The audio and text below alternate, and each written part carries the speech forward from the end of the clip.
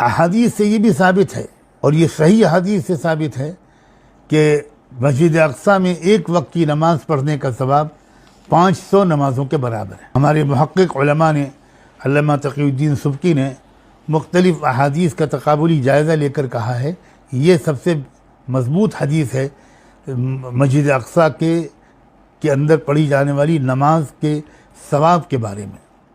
जो अहादीस आई हैं उनमें ये सबसे सही हदीस है।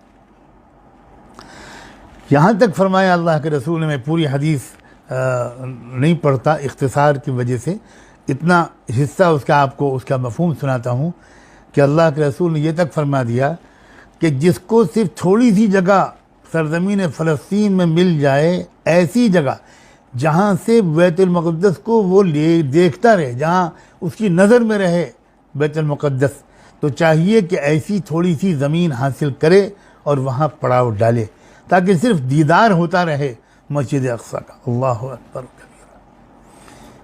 क्या अजीब व गरीब मुकाम है मस्जिद अक़सा का।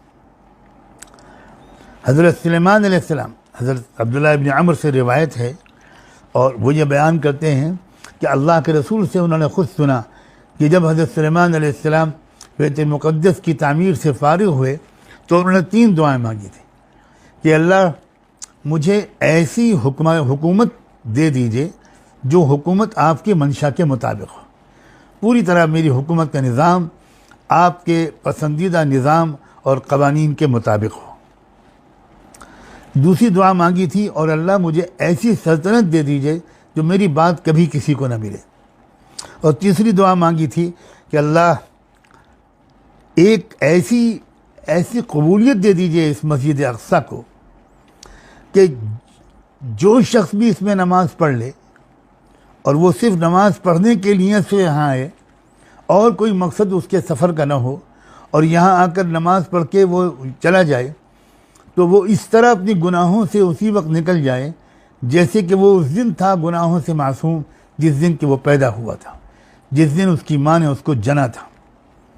अल्लाह याती हाज़ल मस्जिद अहदुन ला युरीदु इल्ला अस्सलाता फ़ीह इल्ला खरज मिन ज़ुनूबिही कयौमि वलदतहु उम्मुह। इस पर अल्लाह के रसूल ने यह तबसरा भी फरमाया कि पहली 2 दुआएँ तो यकीनन कबूल हो गईं, और जो तीसरी दुआ है कि मस्जिद अक़सा में नमाज़ पढ़ने की नीयत से आने वाला नमाज़ पढ़ के निकले तो उसकी ऐसी मग़फ़िरत हो जाए, उम्मीद है मुझे, हुज़ूर फरमाते उम्मीद है, अर्जू अन यकून क़द उअतिया अस्सालिसा, कि उसकी ये तीसरी दुआ भी कबूल हो गई होगी। सुनन नसई और सुनन इब्न माजा की ये रिवायत है। इसी वजह से हज़रत अब्दुल्लाह इब्न उमर रज़ियल्लाहु अन्हुमा का ये मामूल था कि वो हिजाज़ से सफ़र करके मस्जिद नबवी में आते, मस्जिद अक़सा में आते, और मस्जिद अक़सा में आकर नमाज़ पढ़ते और फ़ौरन निकल जाते बाहर, ठहरते नहीं थे ज़्यादा देर, पानी तक नहीं पीते थे, सिर्फ़ इसलिए कि वो अल्लाह से कह सकें कि अल्लाह मेरे इतने लंबे सफ़र करके आने का मकसद सिर्फ 2 रकत या चंद रकत नमाज इस मस्जिद में पढ़ना था, और मैं फ़ौरन वापस हो गया। इसका मतलब है कि मेरे आने का मकसद और कुछ नहीं था। अल्लाह इसको कबूल करके अल्लाह आप मेरे साथ वो मामला कर दीजिए जिसकी दुआ हज़रत सुलेमान ने की थी। और इस ज़माने के मुताल्लिक़ एक हदीस भी आप हज़रात की खिदमत में पेश करता हूँ। इमाम अहमद बिन हम्बल ने अपनी मुस्नद में अबू दर्दा रज़ियल्लाहु अन्हु से इसको रिवायत किया है, और यह आपने फरमाया उस हदीस में हुज़ूर का इरशाद है, अला व इन्नल ईमान हीन तक़अल फ़ितनु बिश्शाम, कि जब दुनिया भर में फितने बरस रहे होंगे और अजीब कैफियत होगी दिलों की, उस वक्त ईमान मुल्क शाम में होगा। बड़ी ज़बरदस्त गवाही अल्लाह के रसूल की, और आज पूरी दुनिया के सामने यह मंज़र सामने है।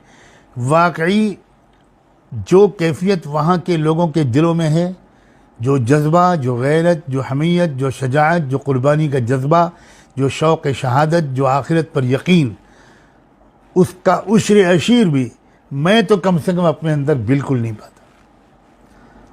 पाता। मैं ख़ुद वहाँ एक बार हाज़िर हुआ हूँ, वो देखा है वहाँ के लोगों के, नौजवानों के जज्बात, वहाँ के उलमा के अखलाक, वहाँ के ताजिरों के अखलाक, वहाँ के देहाती अनपढ़ किसानों के अखलाक। और वाकई अल्लाह के रसूल आपने बिल्कुल सच फरमाया कि जब फितने बरस रहे होंगे दुनिया भर में और फितनों के असर से दिल बहुत मुतासिर होंगे, उस वक्त ईमान कहाँ होगा? मुल्क शाम में होगा। एक मयारी ईमान है वो, जिसको अल्लाह के रसूल ने ईमानी मयार करार दिया। और हम सब देख रहे हैं कि वहाँ के जियाले, वहाँ के नौजवान, हमास और दीगर फसाइल जो हैं तहरीक के, वो किस कदर कुर्बानियाँ दे रहे हैं। उनके चेहरे कितने रोशन, उनकी पेशानियाँ कितनी मुनव्वर, उनके दिल कितने मजबूत, उनके अज़ाइम कितने बुलंद। क्या मैं अल्फाज इस्तेमाल करूँ? यानी एक अजीब अजीब अहादीस हैं हुज़ूर की। मैं तो कई अहादीस पेश करना चाहता था, लेकिन मैं घड़ी देख रहा हूँ, इसलिए मैं एक दो हदीसों पर इत्तेफा करके आप सब के शुक्रिया अदा की इजाज़त लूँगा।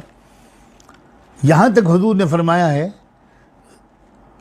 अपने एक सहाबी हज़रत अबू हवाला अज़्ज़ी से आपकी एक तवील गुफ्तगू हुई है मस्जिद अक़सा के बारे में, और अजीब अंदाज से हुई है।